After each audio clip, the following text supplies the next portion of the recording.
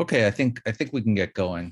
Again, my name is Richard Moses with the Lower East Side Preservation Initiative. I want to welcome everybody and thank you for joining us tonight. It should be really a wonderful evening. And we're here with Michael Henry Adams, who is a long-standing preservationist in New York City, particularly focusing on Harlem. He's the author of Harlem Lost and Found, and he's an activist as well as an author, and a very dedicated preservationist who's used a lot of tools in the activist toolbox to get things done in the city and make things happen. He's also astutely aware of the political and social realities that preservationists face, and so I'm very happy to have Michael joining us tonight, and he'll be speaking a bit about the state of preservation today, about his personal experiences, and then we'll have some time for questions and discussion and that sort of thing. So, Michael, did you want to take it away?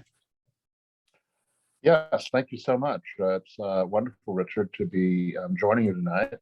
The Lower East Side is one of my favorite parts of the city. It has so much history, and it's so linked to Harlem because, you know, the Jews who immigrated from Eastern Europe to the Lower East Side so often, on becoming prosperous, found themselves in the southeastern portion of Harlem, where they created, believe it or not, the largest middle-class Jewish neighborhood in the United States of America. And that history, which links all of us as New Yorkers, where we all of us either are native New Yorkers or else we are among the many people who come here from someplace else, because this is the hub of the universe, the most special place there is. We come here to test ourselves, to make ourselves, to reinvent ourselves.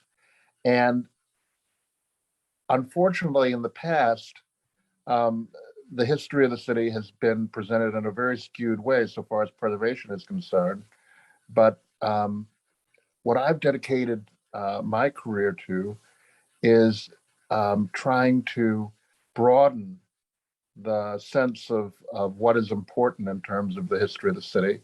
Clement Alexander Price, the academic from Rutgers University, the late academic from Rutgers University, in addressing the Historic Districts Council, their annual meeting several years ago, he said that until preservationists can learn somehow to make preservation more meaningful to people of color, to communities of color,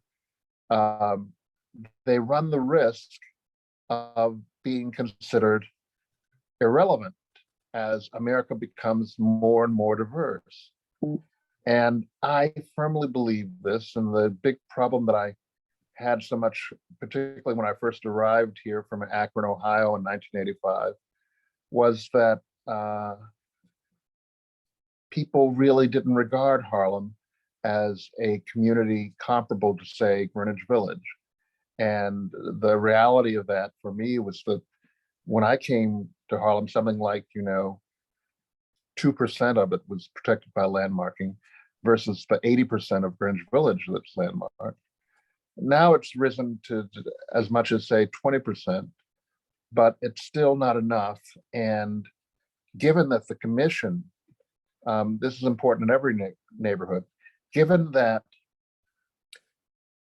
through their rules, they have outlined that they will designate X number of individual landmarks and 2 historic districts per year. Well, in our vast city, what that means is that they will never get around to all the buildings that are so deserving of protection before it's too late, by such a methodology. And it's no surprise that the smallest agency in the city government with the lowest budget should be the Landmarks Preservation Commission. That the commissioners who serve on the Landmarks Preservation Commission do it as volunteers, whereas the members of the Planning Commission are given a stipend of, I think it's around $60,000 now, a yearly stipend that's not equivalent to the sort of salary that people of that stature would make, but it's something substantial compared to getting nothing. And that in and of itself really does exclude many people of color, many young women who don't feel that they can afford to work at the Landmarks Preservation Commission, particularly if they're architects with small firms or designers with small firms that do work with the city and find that they'll be in a conflict of interest and will lose work. I wanted to go through briefly some images to show you some of the things that I've been involved with in the past. And so the first slide, please. Yes, let me share the screen here. Hold on. Okay. Let's see. Oh boy. Well, I'll continue talking while you're yes, thanks. figuring It's that out. always more complicated than it should be, this sharing the screen for some reason. Oh yes, yes. All new technology is Yes. quite a challenge. Well, you know, the problem that I've had in my work as a preservationist is that I have seen historic preservation as just another aspect of the civil rights movement. And I'll never forget that when I went to the National Trust for Historic Preservation's annual meeting in Miami Beach in the early 1990s, their theme of their conference that year was diversity. But I was struck that the Thursday night they began their proceedings was the beginning of the High Holy Days and the Jewish faith, and they were hosting their annual meeting at Miami Beach, where the National Organization for the Advancement of Colored People had a boycott, because when Nelson Mandela had come to Miami, the mayor of Miami had refused to meet with him. So that struck me as very ironic. Well, it just happened that the keynote speaker there was none other than the great statesman John Lewis. And as he was giving his keynote address, I cringed, because he was saying how preservation is a double-edged sword in poor communities of color. He said that, you know, oftentimes preservation would add to the cost of projects because of the quality of the materials that were required for preserving old buildings comparably. And so I got up and I asked the question. I said, Mr. Lewis, please, I said, you know, where I come from in Harlem, so few of our buildings related to our history are protected by landmarking. And yet, a tremendous amount of money is expended on landmarks that represent the heritage and culture of whites in America. So that, you know, since the National Historic Preservation Act was passed by Lyndon Johnson in 1968, something like $100 billion has been expended on preserving old buildings in America. And most of those represent white heritage. Many of them, a vast number of them, represent Confederate heritage. And so I said, Mr. Lewis, insofar as in a community like Harlem, since so many projects involve government funding or private foundation funding, don't you think that we should be as mindful of protecting our landmarks as white people are. And Richard Moe, the head of the trust, he said, Mr. Adams, you are not asking a question, you are making a statement. And I told you that people must ask questions. So John Lewis, it was one of my proudest moments of my career. John Lewis said, no, the young man, isn't it nice when we used to be young men, said, no, the young man has asked a question, and it's a very important question because it's one that I'd never considered before. And he's right. He's right. If we're using government money, we should preserve buildings that are reflective of the history of African Americans in communities like Harlem or Washington or Baltimore. And that was such a triumphant thing for me. Well, this is the kind of question that we have to put to our new mayor, Mayor Eric Adams, because he is very susceptible, I think, to this new heresy that is so popular amongst the real estate board of New York and also popular among young, so-called woke people of color who like to say that historic preservation is racist and elitist and it promotes racial segregation. And we have plenty of elitism, we have plenty of racism, and we have plenty of racial segregation in New York, but preservation has nothing to do with any of it. If you look at the neighborhoods that have the highest number of minority residents, they also coincidentally have the fewest landmarks. And so that needs to change. And in order to help protect our city from an onslaught of manic development, which seems likely in the next several years under the Adams administration, it is ever more imperative that you use diversity in terms of history and diversity in terms of membership as a way in which you can appeal to the mayor and the city council and say, no, you know, history and what our ancestors did matters to all of us, not just to people who are white, not just to people who are rich. We, all of us, want to be able to delight in the architectural marvels that were created in the past and to recognize the history of those who helped to make the city great. Well, one thing that gives me an idea the mayor could be reached in this way is something that occurred in Brooklyn. Apparently, there is a public park in Brooklyn, which had in the 17th century been an African burial ground. And the city, under the de Blasio administration, had decided that as a tribute, as a memorial to these enslaved people who were buried there, that they would put up a tower of affordable housing that would be, you know, open to neighborhood people.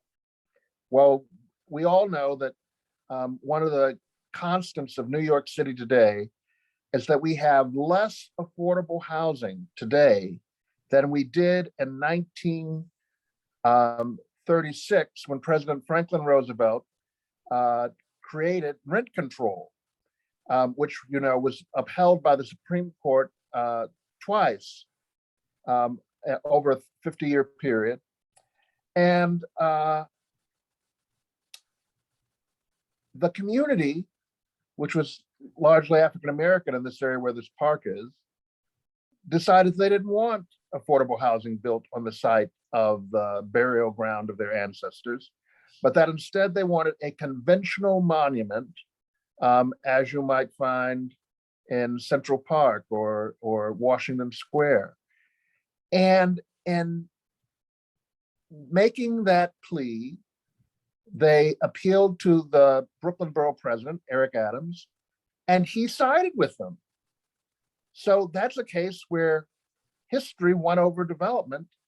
And it's that very kind of smart strategy of appealing to the mayor and appealing to him with people who, because they too are African American, it will be harder for him to ignore than it will be people who happen to be white. I'm not saying that the mayor, he's most of these commissioners he's appointed have, apart from his brother, have been white. So I'm not saying that he's only able to be persuaded by African Americans.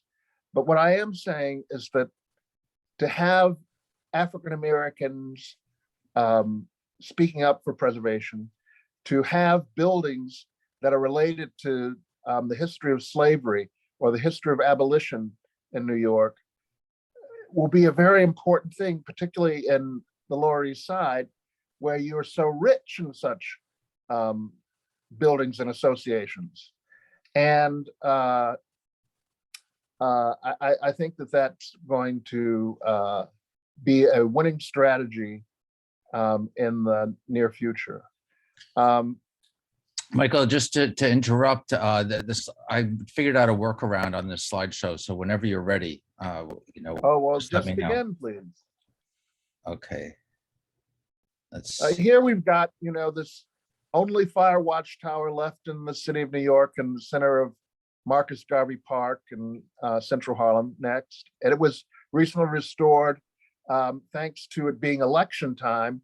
And we had thought that it would take us several years to raise the funds, but because the election was coming up, we got contributions from the borough president's office, from the local council person's office, and from the Parks Department.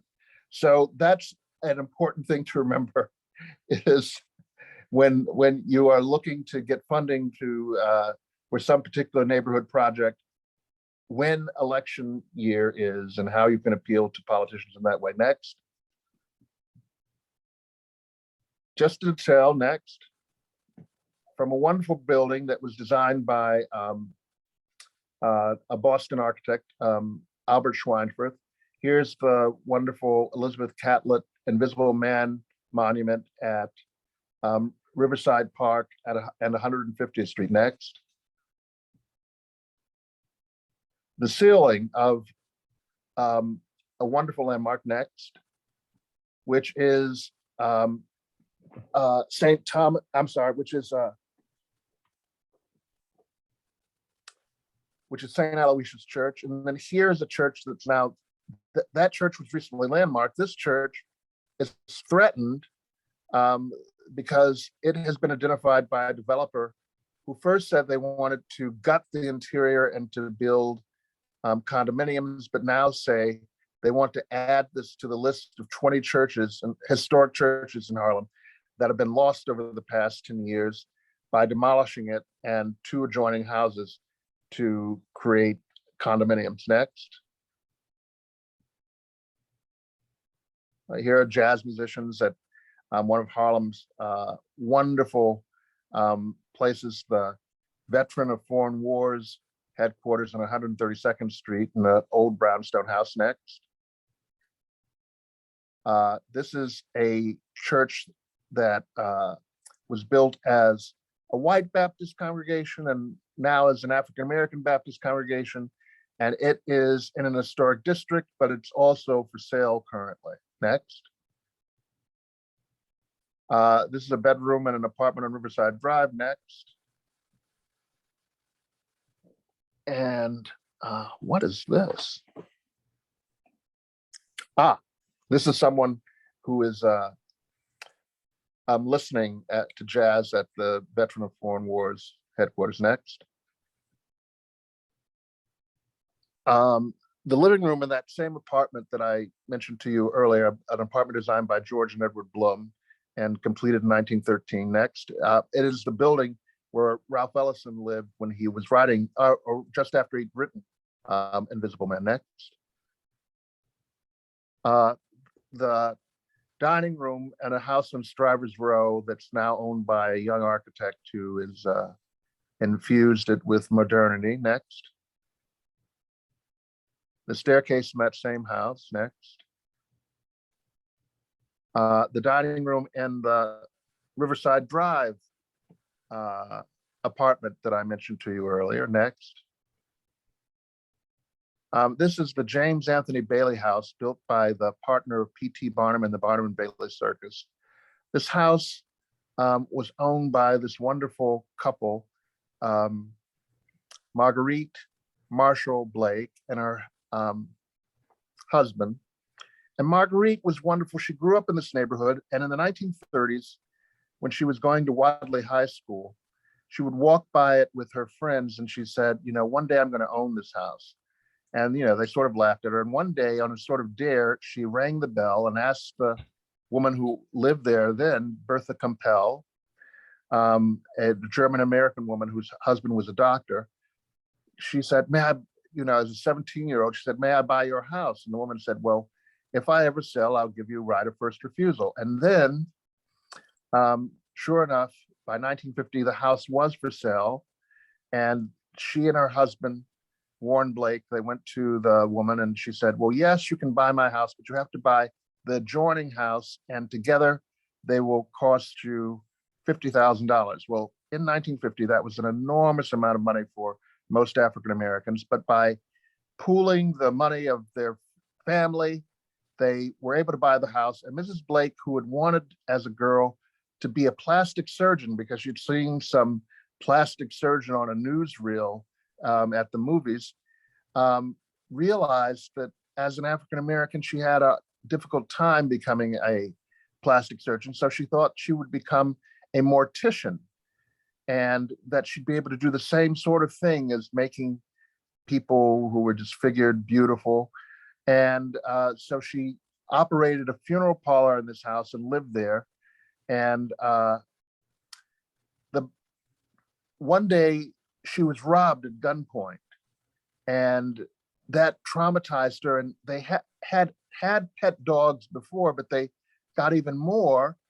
And by the time this house was for sale in the early 2000s, the dogs had become inbred and they weren't walked. And so the smell of the dogs relieving themselves all over the house and the disinfectant to disguise it was such that most people came in and left immediately when the house went up for sale.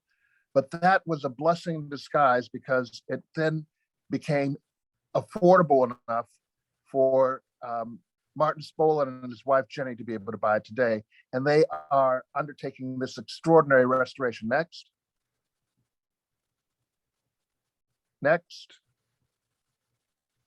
And there they are, the owners of this house today. Next. This is the staircase and the wonderful Belcher mosaic glass window of a stylized sunrise. Next. A detail of the staircase. Next. Another Belcher window in the chimney breast of the parlor fireplace. Next. A detail of the staircase landing window. Next. This is the room on the top floor, which originally was a billiard room. Next. And this is a view from the corner turret on the house. Next. This is the Harlem YMCA, which was completed in 1931. Next. This is a theater designed by Thomas Lamb that was named the RKO Hamilton Theater. Next. And here are decorative caryatids that form part of the architectures of the windows on the second floor. And this theater is landmarked, but not the interior. Remarkably, the old vaudeville theater with its dome and its ornate plasterwork around the proscenium and boxes survives, but there's now this big debate as to whether they will continue into the future as a developer, Ashkenazi Real Estate, wants to build a residential tower over the theater. And the question is, will the theater interior itself, which isn't designated, be able to be saved and retained? Next. I think that's it, Michael. Oh, well, that's great. These are just a few things. Right now with this theater, we are attempting to persuade the developer that they should do the right thing, that here this building has survived since 1913. And that when I first moved to Harlem in 1985, there were something like 6 such theaters where you could go in to a supermarket and look up, and lo and behold, there was this ornate ceiling and frieze and pilasters, and you thought, oh my gosh, this must have been a theater. And now there's just this one, with the Audubon Ballroom and Theater to the north by Thomas Lamb, with the theater there, which is much larger, having been torn down to create a parking lot. So these are the kinds of struggles that exist all over the city. And it's going to take, I think, some different kinds of alliances and activism to be able to counteract it. Now, there's this great debate, which is more effective, to befriend members of the Landmarks Commission and members of the city government, and as their friend, hope that they will take pity on you from time to time, or to confront them in the newspaper. The most effective thing you can do, no matter what you're doing, is you've got to cultivate news sources. The New York Times, New York Magazine, the New Yorker, but even things like Time Out. And the reason for that is, if you get something in some more obscure journal, it may capture the attention of a journalist at a more prominent place, and they may decide to write about the same issue. WNYC radio, all these things are so important when you have specific issues that you're trying to put forward. And I really wish that there'd been more of a kind of news campaign in terms of the Soho NoHo rezoning, because it was so painful for me to hear people talking about preservation being elitist, talk about how this rezoning was going to bring both integration by race, but also by social class. And they're just dreaming. In Harlem right now, we've got a new pair of towers that are proposed for 145th Street. And they're much taller than I think they're like 300 feet each. So they're much taller than anything anywhere in Harlem currently. And the developer, one of his tenants currently in one of the buildings on this site, this assemblage that they're making, is the Reverend Al Sharpton. He has his headquarters there. So they're saying to Sharpton, we're going to build you a wonderful new headquarters. And they're saying, we're going to build this great history of New York, of civil rights New York museum for you to operate. Well, what they did was, on the corner of 145th and Lenox Avenue, there was a 3-story building that was built as the West End Hotel, and which in 1920 became the Hotel Olga. The Hotel Olga from 1920 to 1937 was the finest accommodation that African Americans could prevail upon, because the Hotel Teresa, which was much bigger and grander, did not, even though it was finished in 1913, did not allow African Americans to stay there until 1937, when Joe Louis won the heavyweight championship of the world. And he was the first African American to stay there. So, so many African American greats, Alain Locke, uh, uh, Louis Armstrong, all stayed at the Olga. And knowing this, and that would be an impediment to their development, to demolish it would be preemptively, the developer demolished it 3 years ago. And when asked about this at the community board public hearing, they said, "Oh, well, you know, it had been vacant for decades and it was in terrible shape." So the question we asked, of course, is, well, who owned it when it became vacant and got to be in this terrible shape that sought to demolish it by neglect? It was owned by the developer. So this is what we are up against. And fortunately, people in the community appreciate how when you have these 80-20 splits of market rate housing with 20% affordable housing, or in this case, when you have what they are proposing would be 70% market rate housing and 30% affordable housing, but affordable not in terms of the median income in Harlem, but in terms of the area median income. And the area, of course, incorporates Westchester County, and therefore it's very different from the $40,000 or so, which is the median income in Harlem with the new census. So the least expensive apartment in this new building will be available to families earning $50,000 and more per year. And given that the median income is $10,000 below that, that is not a good match. So we are up against terrible, terrible ideas where, not the least of which is the mayor's notion that, you know, that everyone should immediately go back to work, no matter the risk of their health or their life, and in order that, you know, restaurants can stay open and subways can be full. It's mad.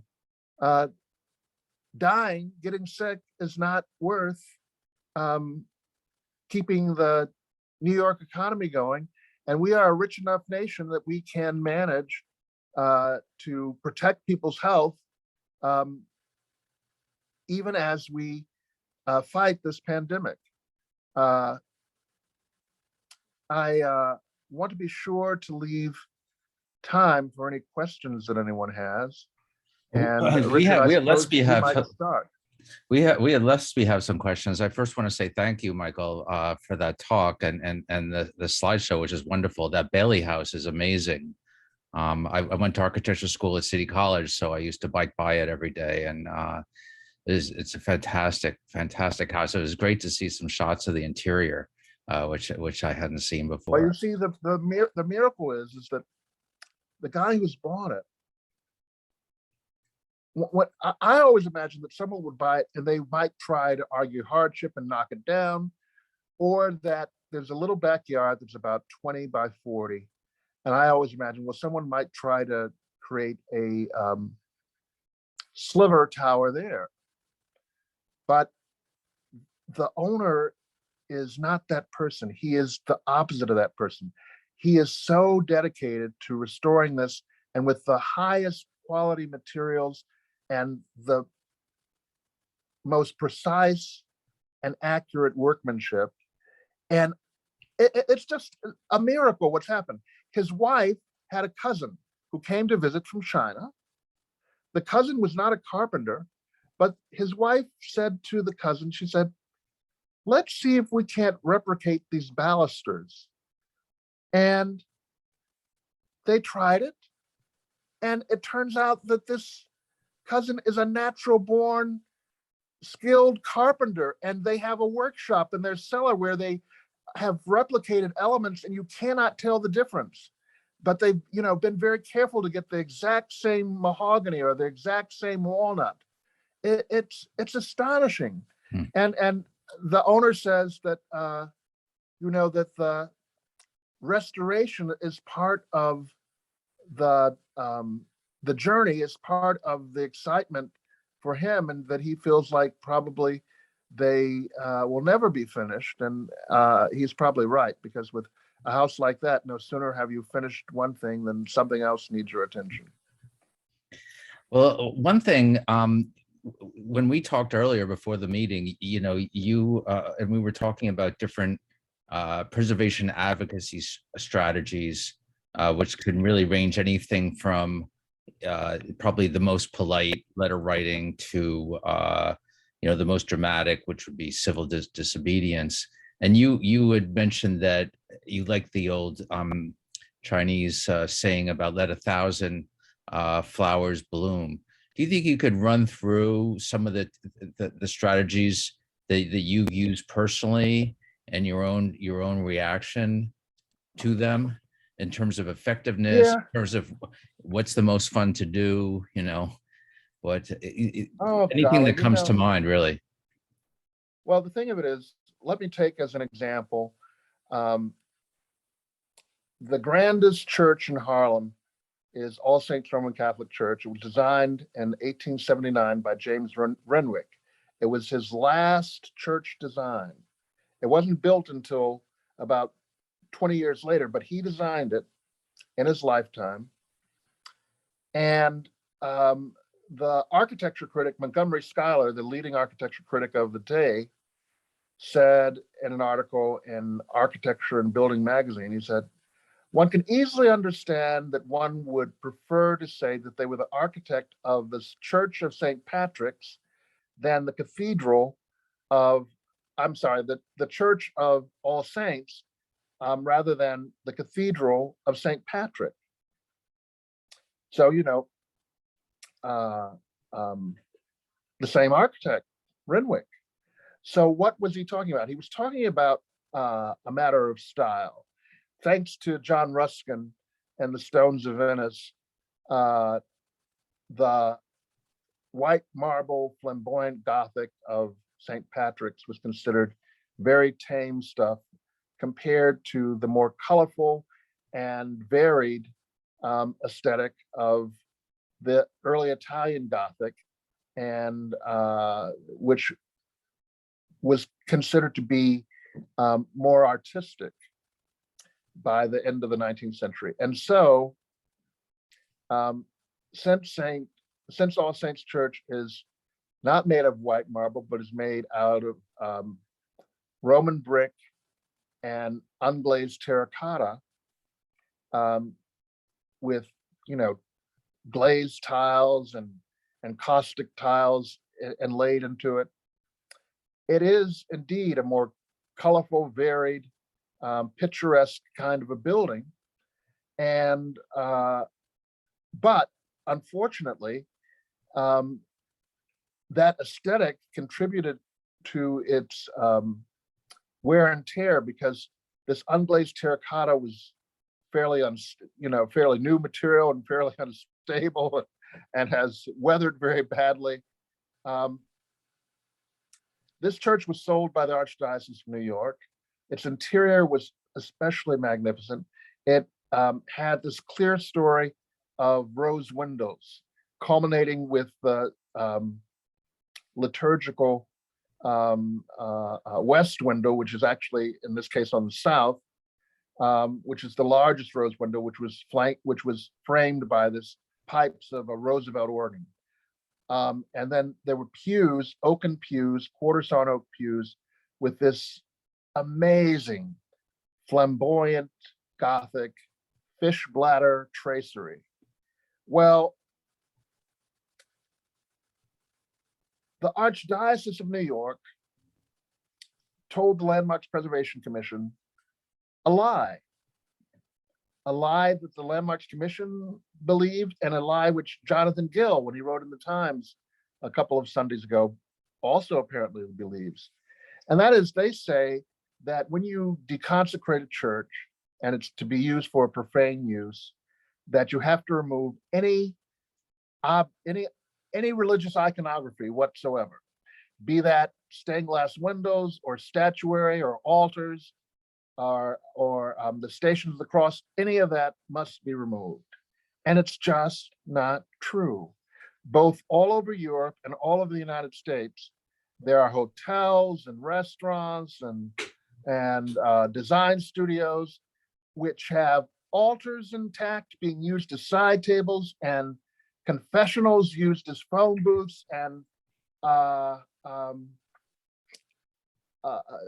it just runs the gamut. And frescoes intact on the wall and ceiling. And indeed, Pope Francis, right after he became the Pope, in his second encyclical, wrote something to the effect that in the case where churches are put to a profane use, it is hoped that they can retain, nonetheless, a church-like form, not only to do honor to the people who contributed the money to build them and the people who worshiped here, but also to act as an element of evangelism. So the Pope's idea is, you see this place which you associate because of its sort of iconography with good and faith, and that is a positive thing that might bring you closer to God.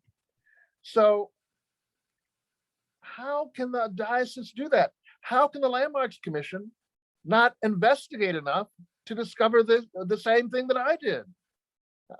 It defies belief. And they need to change their rule, which is the rule that they have imposed for themselves is that they do not designate church or the interior of any house of worship, because that could interfere with the practice of free religion. Well, they should amend that rule to say that at such time that it's no longer used as a church, that if there's a significant interior, it should be immediately reviewed to be landmarked or not. Well, what I did in that case, what I thought would be most effective would be to write something. So I wrote something in the Daily News, and I wrote something for the Guardian and England. And I'm sure that it annoyed the diocese and the Landmarks Commission, but it didn't solve anything. The outcome for the building is actually not such a bad one. It has been acquired by Sean Puffy Combs Foundation to become a charter school.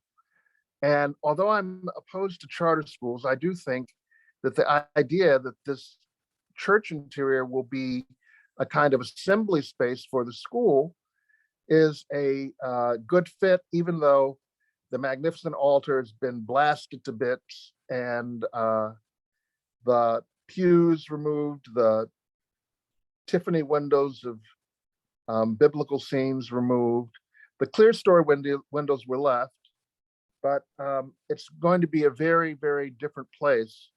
That is this auditorium space. I have in the past picketed at St. Patrick's Cathedral, and one time I got arrested at St. Patrick's by laying across the threshold of one of the doors. I wanted to make sure not to be in violation of the fire code, so I only lay in front of one of the doors. But I knew I would be arrested, and so I was. The point of getting yourself arrested, or even of demonstrating, is yes, to make people aware of what's going on, but the way you do that more effectively than the actual demonstration and the few people who see you at St. Patrick's Cathedral is to get news coverage, both on TV and in print and the radio. And so all of those things are important. When it's something like what I do, where often I'm alone or have only 2 or 3 other people with me, it's less impactful. And you all had said earlier that you thought that, having 7 or 8 or 10 people, that wasn't effective either, but I disagree with you. I once was dismayed about some buildings in Harlem that the Landmarks Commission had considered for landmarking, but then didn't end up landmarking. And I'll never forget that the day that they calendared those, I think it was 15 buildings. The day that they calendared those 15 buildings, they'd had a hearing and people gave testimony, and they calendared these buildings after the hearing. And the Landmarks Commissioner, Sarah Bradford Landau, she came over to me and to my colleague, Carolyn Kent, who was particularly an advocate for Morningside Heights and who was the founder of the Landmarks Committee of Community Board 9. And Ms. Landau said to us, "I'm not hearing any gratitude here." And, I was just incensed. I said, "Well, for doing your job and not even doing a very good job of it at that, you expect me to be grateful? Do you know how much has been lost through this commission's inaction? No, you're not hearing any gratitude here. You're not going to." Well, your group needs to have people who will express gratitude for whatever it is you managed to accomplish, as well as people who will be ungrateful and indignant. I suggest this to you as a supreme challenge. I know that won't be an easy thing. It's generally easy for people to do one thing or the other.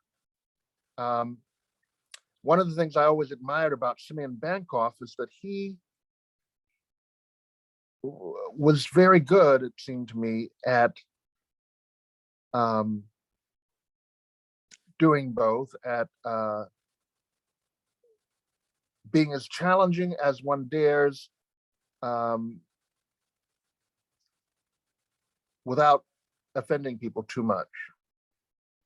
Whereas, I can't be bothered as to whether I offend people, because they offend me so much that at least to have the satisfaction of having the stress of losing all the time is worth the demonstration or whatever, to make them just as angry as you've been over and over again. But I realize that that's a sort of self-indulgent thing, that the real point is to win as much as you can. So in a way, I might almost say that you perhaps should develop a youth auxiliary that will do your dirty work of picketing and sitting in and making themselves disagreeable, whereas you all, your board is more conciliatory and working behind the scenes, which is how groups like the Conservancy like to operate, and which the historic district councils would seem to feel that they want to do as well. I mean, why all of them think that colleague of yours, what is her name? Sarah, right? Sarah Carroll? Sarah Carroll, yes. Why they think that she is such a friend of preservation is beyond me. It's just, it's not anything that, hello? Oh no. Yeah, we'll hear you. Oh, I disappeared. Or you disappeared.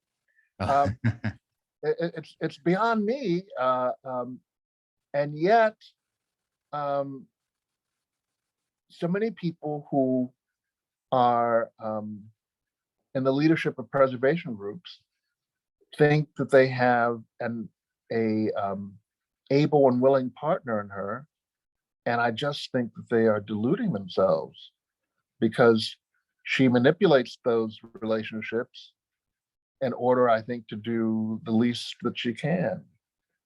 My So that my experience, for what it's worth, is that, you know, that the politics coming from the mayor's office has a big effect on how the Landmarks Commission acts or fails to act.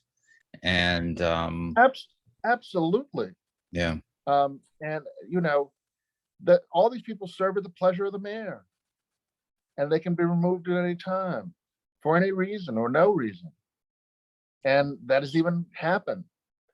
You know, Anthony Tung, when he was on the commission, he was removed due to his opposition to the restaurant immediately behind the public library on the terrace.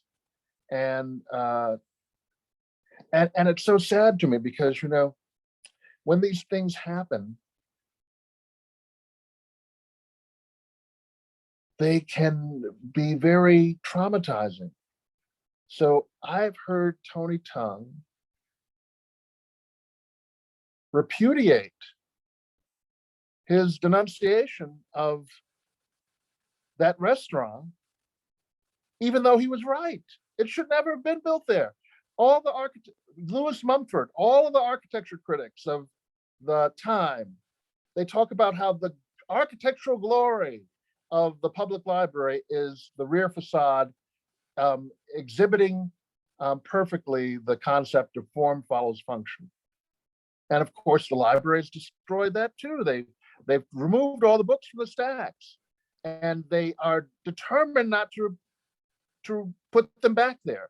And it has ruined the experience of using the library, because now a book which you formerly could get within 10 minutes, you might have to wait 2 days before it's fetched from storage in New Jersey. It's horrible. I really despair for the city and for the experiences that I've had of knowing how wonderful it can be to use the library collection, and the notion that all of this inaccessibility will be compensated for by the internet is ridiculous, because there's nothing as vital as looking at a card catalog or looking at an open stack and finding things that you didn't even know existed, simply by the proximity of looking for the thing that you knew about in the first place. Mm. So it's very trying. Well, anyhow, with All Saints Church, it would have probably been good if I had, in addition to the 2 articles I got placed, if I had gone and lay across the threshold of St. Patrick's, or picketed at St. Patrick's or something. But you know, as one gets older, especially, you do get tired, and that's why when you ask about strategies, well, that's another thing, is that I don't know that people of our generation are ideally suited to be the people picketing in the rain outside of the Harvard Club, as I did one time, or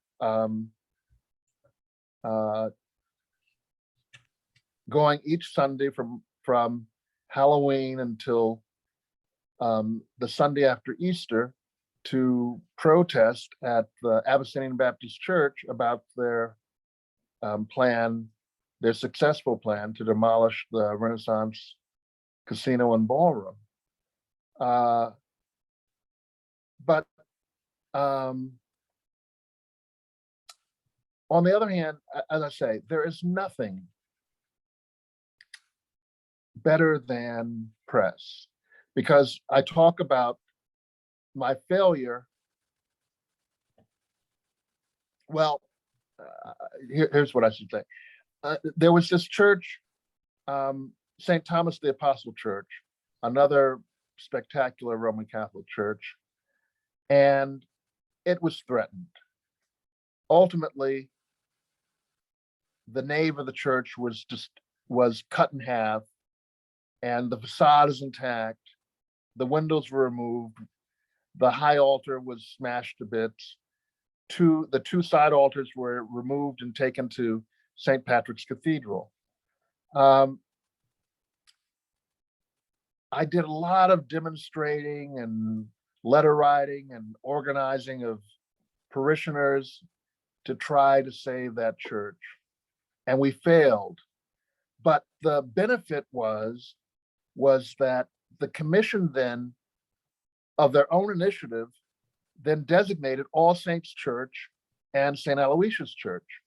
Now the problem is that bad interpretation they have of canon law, which has caused them to disfigure All Saints Church. But St. Aloysius Church, as a consequence of being landmarked, has recently had its interior and exterior both beautifully restored. So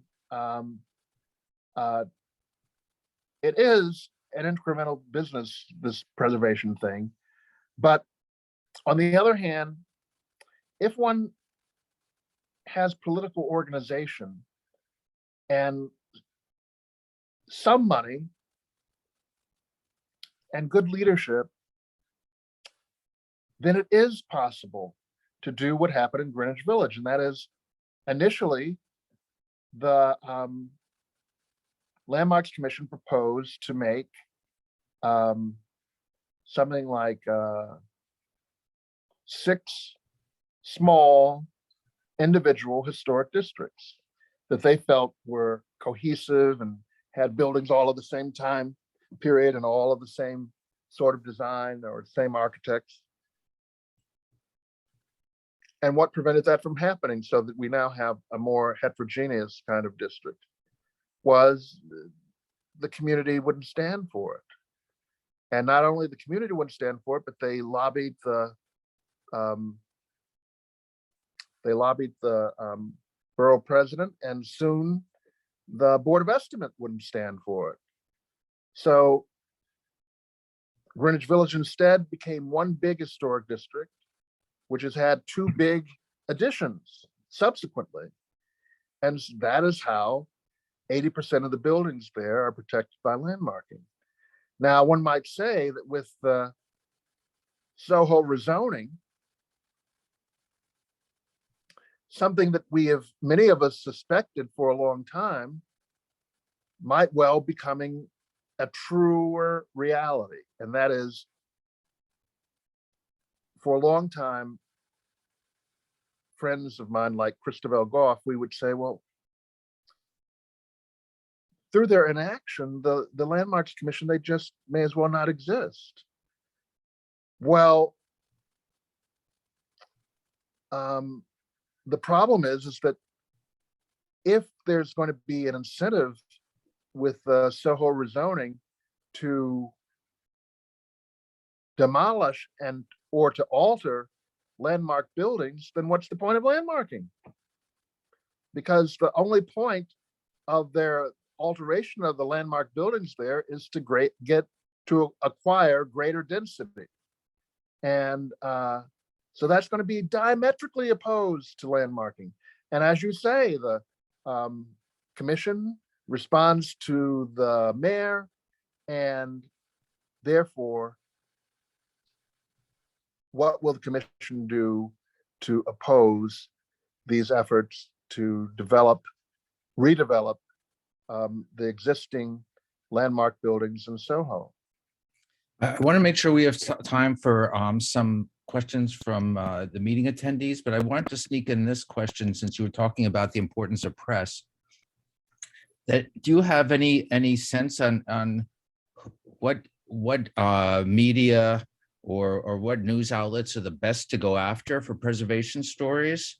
And what have you had good luck with? We try to get some press whenever we can, but it's really it's kind of hit or miss, and we haven't really had a lot of luck getting the major news establishments like the Daily News or the Times to pick up on stories. So I'd love to hear your experience and your advice.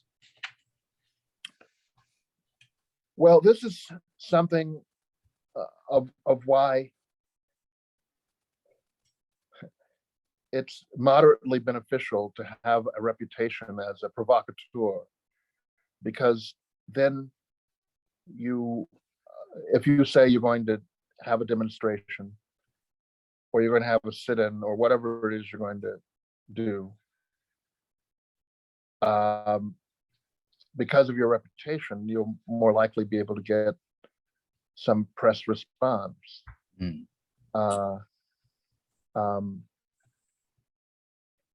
I'm sure the time will arise where there'll be something important enough before you where you will want to get arrested, and you should. But this is my ultimate advice. If you can't get some news outlet to document you're getting arrested, there's no reason to put yourself through the agony of sitting in a holding cell. And no. So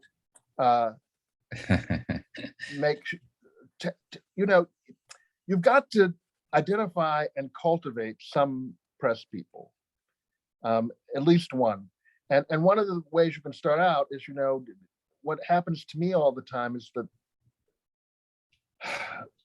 by virtue of Google, people will Google Harlem and they'll see my name. And so I'll be inundated throughout the year with calls from journalism students at Columbia who will want me to talk about some aspect of Harlem.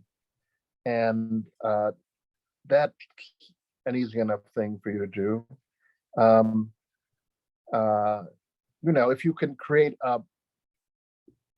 a blog with beautiful pictures and compelling stories, that can be a useful thing for you as well.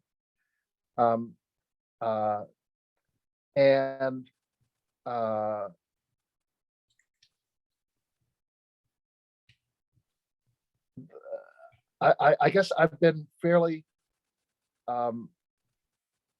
fortunate about the press, but it's been a tremendous amount of work to try to cultivate people and to try to they're all very, very busy, and one of their favorite things is to tell you how busy they are. And it's very hard to know, how much to bother them. But generally, I think bother them more than less, because they are busy and they will forget you in a moment and be off on something else. And so,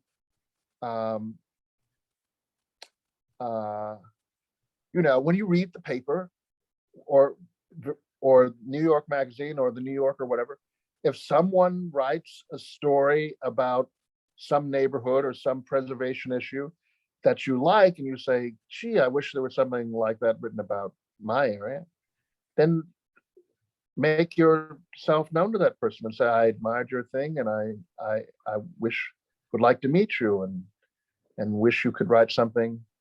I'd like to talk to you about something. I'd like you to take someone to lunch. All of these things, I think, can be effective. And then, now, as I say, all of these strategies are so precarious. But then, you know, you want to have people you can rely upon who will be critical of the mayor and his administration to the press. But you won't necessarily want that person to be associated with you. And the same way that there will be times when you'll want to, hopefully, praise the mayor and your city council member for something or another. And you will want that to be associated with you. But it's a very hard thing to do both. And that's why I say, as large and as diverse a group of members as you're going to have, the better. Because, you know, when there's some people demonstrating and getting arrested, and the mayor's office says, well, you know, we didn't appreciate that or whatever, you can say, oh, well, I can't control those people. They have their own feelings, and they know how I feel, and that isn't the tactic I would take, but it's a free country. Very good to hear, actually. Phyllis, are you still there? You had your hand up? No, I don't know. You're muted. I don't know if you're there. We have one question. Would you support placing a plaque outside the Harlem building where at the first Black assistant district attorney, Eunice Hunter Carter, lived with her prominent dentist husband? Well, you know, I was at the Landmarks Commission the day that Barbara Lee Diamond-Steen Spielvogel came in and said that she wanted to initiate a new program where bronze plaques were placed on buildings throughout the city, which were associated with important aspects of history. And so I raised the issue. I said, well,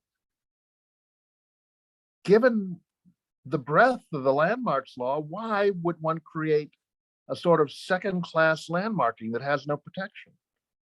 I don't understand it. So no, it wouldn't be my kind of a thing. I say if it has that kind of history, since the law doesn't say architectural significance and cultural significance and historical significance, it says architectural significance or cultural significance or historical significance. And so I think that buildings that you're able to prove are worthy of landmarking under one of those criteria should be protected as landmarks. Now, if you're talking about just, you know, generally trying to make people more aware of history in their community, I suppose plaques might play some small role, but I don't know. I never think of people very much paying attention to them, but I could be wrong.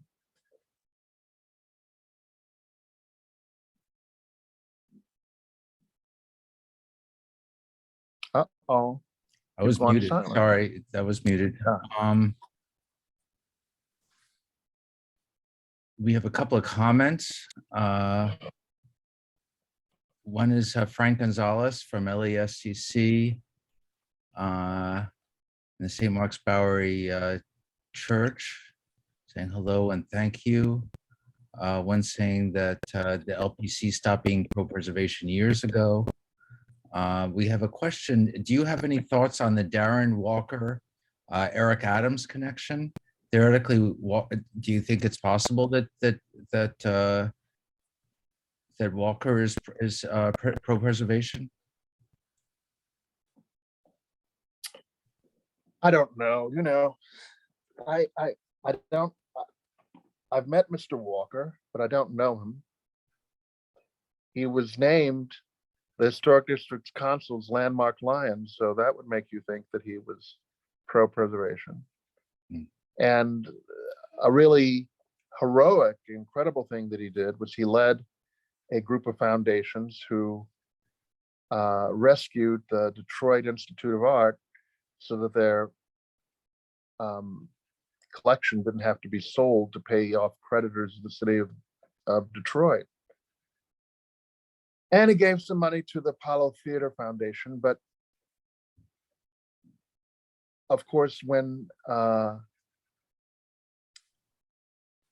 Ford Foundation headquarters was being remodeled, he proposed some rather insensitive, horrible alterations to the building, some of which he was allowed to do and some of which he was curtailed from doing. Nevertheless, I think that he is certainly someone who you should appeal to be an ally, and someone you particularly should appeal to for funding regarding either doing a survey or somehow documenting buildings associated with slavery and abolition in Lower Manhattan. And one would like to hope he would be forthcoming. Okay, excellent. Thank you. I think that we have one comment. Village Preservation has just spent the last several years plaquing buildings throughout its portfolio of interest. Samuel Gruber writes that he remembered your situation with the Miami Historic Preservation Conference, or Historic Preservation Conference in Miami, and he says that he was supposed to speak on Jewish Heritage Site, and we insisted that the schedule be changed, and the National Trust people didn't understand it. So who knows what happened with that.